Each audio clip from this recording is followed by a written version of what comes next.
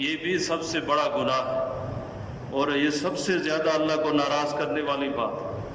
سب سے زیادہ اللہ پاک کو غصہ اس بات پر آتا ہے کہ جب اللہ کے بندے اللہ کے غیر سے، بتوں سے امیدیں لگاتے ہیں جی، اللہ کے بنے ہوئے کائنات کے نقشے سے امیدیں لگاتے ہیں۔ کوئی سورج کی پوجا کرتا ہے، ایک ملک میں اللہ پاک لے گئے، لوگ سانپ کی پوجا کرتے ہیں، سانپ کی۔ ایک جگہ دیکھا، صبح سویرے ہم بیان کے بعد سیر کے لیے نکلے ایسے جی، تو دیکھا کہ ایک آدمی سمندر میں جی ناف تک کھڑا ہوا ہے اور سورج کے آگے ہاتھ باندھ کر کھڑا ہوا کہ سورج نکل رہا ہے، یہ بہت بڑا خدا ہے جی، کہیں ایسا نہ ہو کہ آج کا سورج ہمارے لیے تباہی کا ذریعہ بنے، تو سورج کے آگے ہاں جی ہاتھ باندھے ہوئے۔ تو شرک کرنا یہ سب سے بڑا گناہ ہے، بلکہ اللہ فرما رہے ہیں سب سے بڑا ظلم ہے۔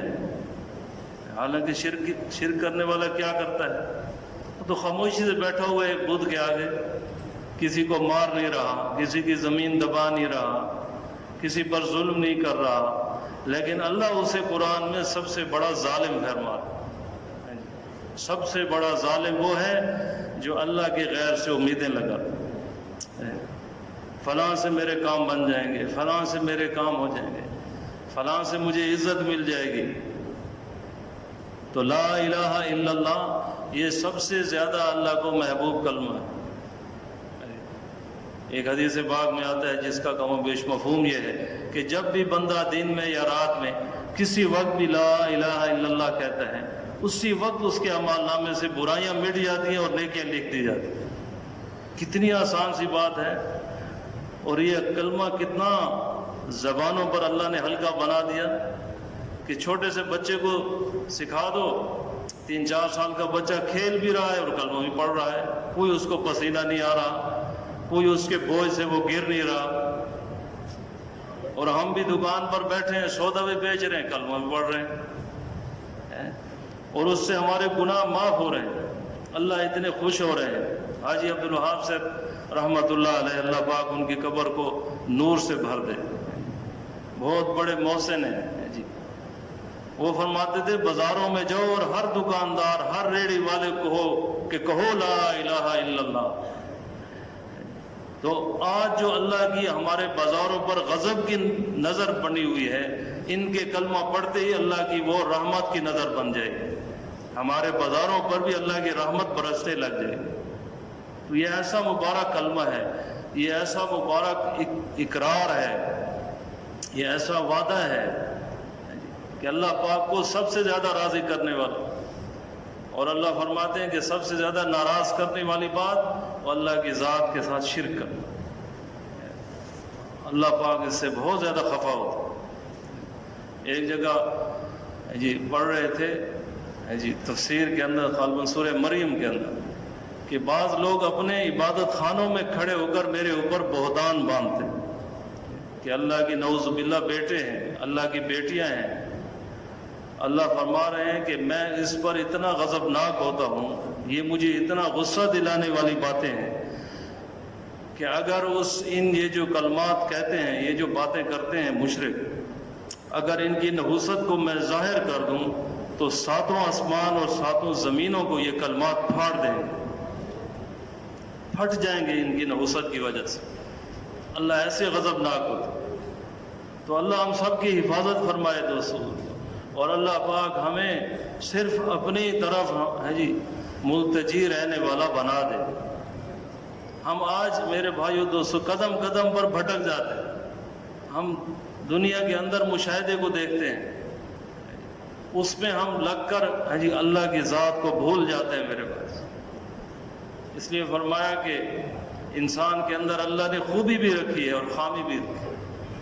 خوبی یہ ہے کہ یہ اچھے ماحول، ایمان کے ماحول میں چلا جائے تو یہ اس کا اثر بھی لیتا ہے، اس کے اوپر اس کا اثر پڑتا ہے، اور اگر یہ خدا نخواستہ برے ماحول میں چلا جائے جی، گندی مجلسوں میں چلا جائے، شرک کی مجلسوں میں چلا جائے، تو اس پر یہ اس کا اثر بھی قبول کرتا ہے۔ تو ہم سب اس محنت کے اندر لگے ہوئے ہیں جو سارے انبیاء علیہ الصلوۃ والسلام کی مبارک محنت ہے، اور وہ ایمان کی محنت ہے۔ سب سے پہلے میرے بھائیوں دوستو بزرگوں، سارے انبیاء علیہ الصلوۃ والسلام، کسی نبی کے بارے میں یہ ثابت نہیں کہ وہ آ کر کسی اور محنت میں لگے ہو۔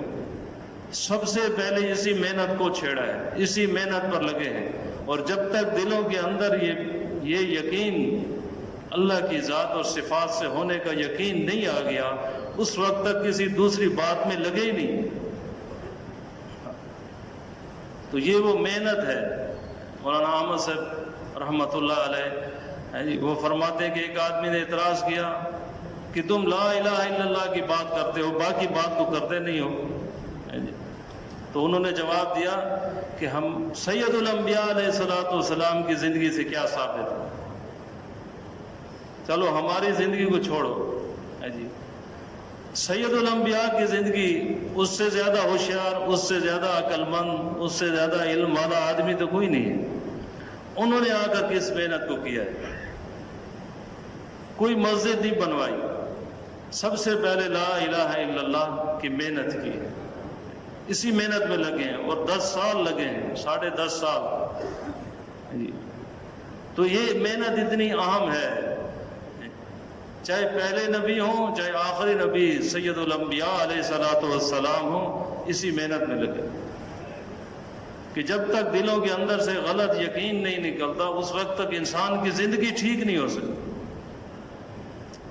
اگر اس یقین کو ٹھیک کیے بغیر ایک آدمی نیک بھی بن گیا، نیک مشہور ہو گیا، لیکن وہ جہاں بھی بیٹھے گا، جس کرسی پر بیٹھے گا میرے بھائیوں دوستو بزرگوں، وہ انسان نہیں ہوگا،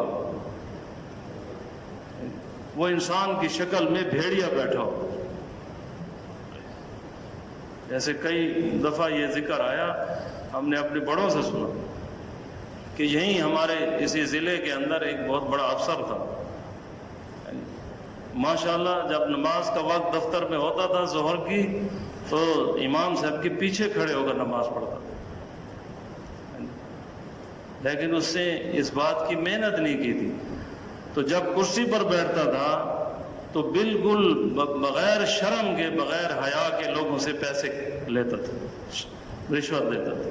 اس کو ذرا بھی شرم محسوس نہیں ہوتا کہ ابھی میں نماز پڑھ کر آیا ہوں، ابھی مجھے لوگوں نے امام صاحب کے پیچھے دیکھا۔ حتیٰ کہ فرما رہے تھے کہ جب انفرادی دعا کرتا تھا تو اس میں رو بھی رہا ہوتا تھا۔ تو یہ کیا ہے؟ یہ تضاد کیوں ہے؟